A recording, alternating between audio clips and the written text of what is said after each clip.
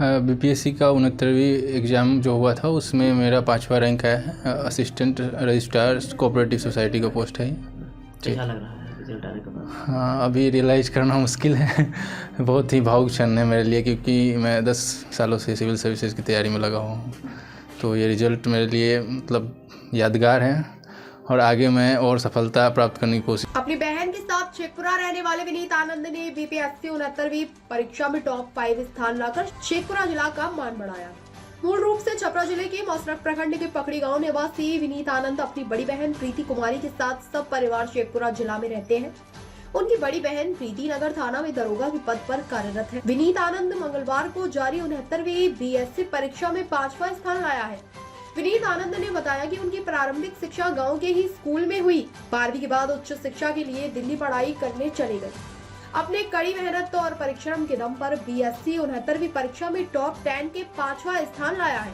विनीत आनंद के टॉप 5 में रिजल्ट आने की सूचना पर परिवार में खुशी का माहौल है, जबकि बधाई का तांता लग गया है। इस अवसर पर खुशी के आंसू रोकने का नाम नहीं ले रहे हैं। इस मौके पर विनीत आनंद ने कहा कि परिवार से दूर रहना भी परीक्षा से कम नहीं है, लेकिन परिवार के लिए दिन रात मेहनत कर यह सफलता हासिल किया है। उन्होंने कहा 2022 से पहले भी टेक्नीशियन के पद पर रिजल्ट हुआ, लेकिन उन्हें यह मंजूर नहीं था और कड़ी मेहनत के दम पर यह मुकाम हासिल किया है। विनीत आनंद आईएएस बनकर देश सेवा करना चाहते हैं। अपने बेटे के इस मुकाम हासिल होने पर उनकी मां के लिए गौरव की बात है। बेटे के रिजल्ट पर उनकी मां काफी भावुक है और अपने बेटे के उज्जवल भविष्य की कामना कर रही है, जबकि उनकी बहन शेखपुरा को लकी मान रही है। उन्होंने कहा कि यहाँ आने के बाद ही काफी खुशी का संदेश मिल रहा है।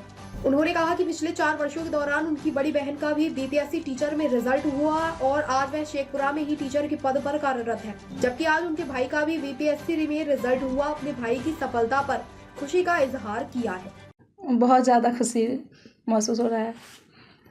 लगातार फोन भी आ रहा होगा शुभकामना के? हाँ, लगातार मैसेज इतना ज़्यादा आ रहा है कि रिप्लाई करते करते मैं थक जा रही हूँ और काफ़ी कांटेक्ट वगैरह भी हो गया है इधर, क्योंकि मेरा यहीं शेखपुरा में मैं खुद सब इंस्पेक्टर हूँ और मेरी सिस्टर भी यहीं पे टीचर है मटोखर में, और भाई को भी यहीं आकर सफलता मिला। तो ये धरती मेरे लिए काफ़ी मतलब बता नहीं सकती हूँ कि ये शेखपुरा मेरे लिए बहुत एक लकी साबित हुआ, क्योंकि मैं खुद अपने हाथ से मैं अपनी बड़ी बहन को ज्वाइनिंग लेटर दी थी और आज फिर शेखपुरा में ही आकर मेरे भाई का भी रिजल्ट हुआ।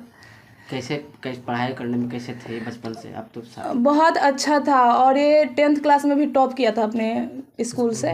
तो उस समय से इसके ऊपर एक प्रेशर भी बन जाता है कि टॉपर है, टॉपर होके कुछ नहीं किया।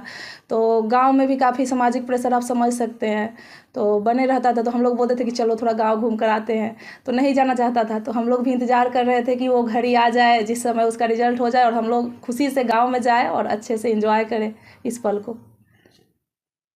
क्या रिजल्ट में क्या प्राप्त हुआ? बीपीएससी का 69वीं एग्ज़ाम जो हुआ था उसमें मेरा 5वां रैंक आया है। असिस्टेंट रजिस्ट्रार कोऑपरेटिव सोसाइटी का पोस्ट है।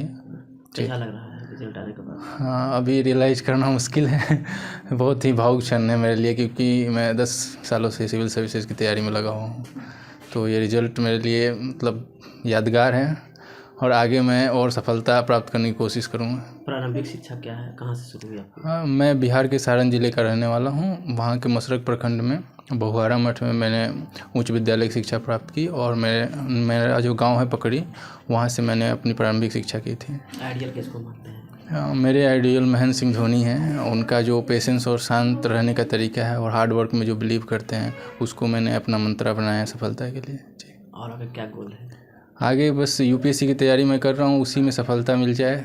मेरी कोशिश है कि मैं आईएएस बनूँ। जी।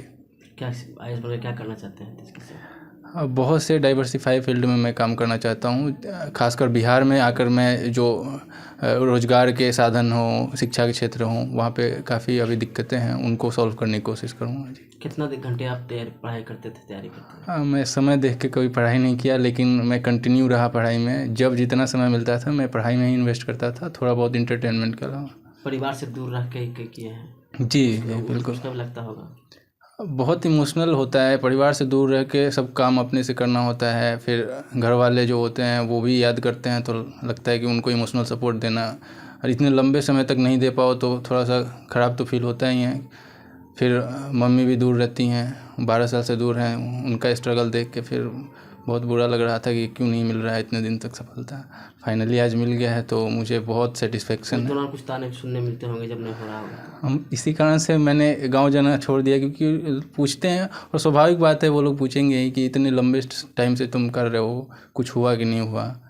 काफ़ी लंबा टाइम हो गया, लेकिन ठीक है वो तो गांव है, वहाँ मिलेगा। ये एक तरह का मोटिवेशन ही था मेरे लिए, क्योंकि जब वो पूछते थे तो मैं एक्स्ट्रा मेहनत करता था कि जल्दी सफलता मिल जाए। इस रिजल्ट आया है और लोगों को क्या अपील करना चाहते हैं, युवाओं को कैसा मेहनत करें कि आप वो भी मुकाम को हासिल करें? मैं युवाओं को बस यही कहूँगा कि जिस क्षेत्र में आप जाना चाहते हैं अपना धैर्य बनाए रखिए और जो मेहनत ज़रूरी है वो करते रहिए। सफलता एक ना एक दिन ज़रूर आएगी और बहुत जल्दी आएगी अगर सही दिशा में करेंगे तो। धन्यवाद।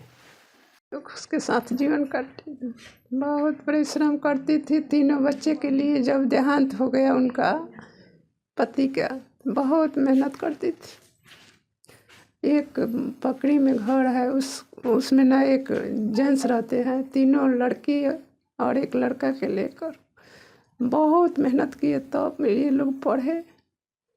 ये लोग वो माझिल वाली मास्टर हुई, छोटी जनी दरोगा हुई।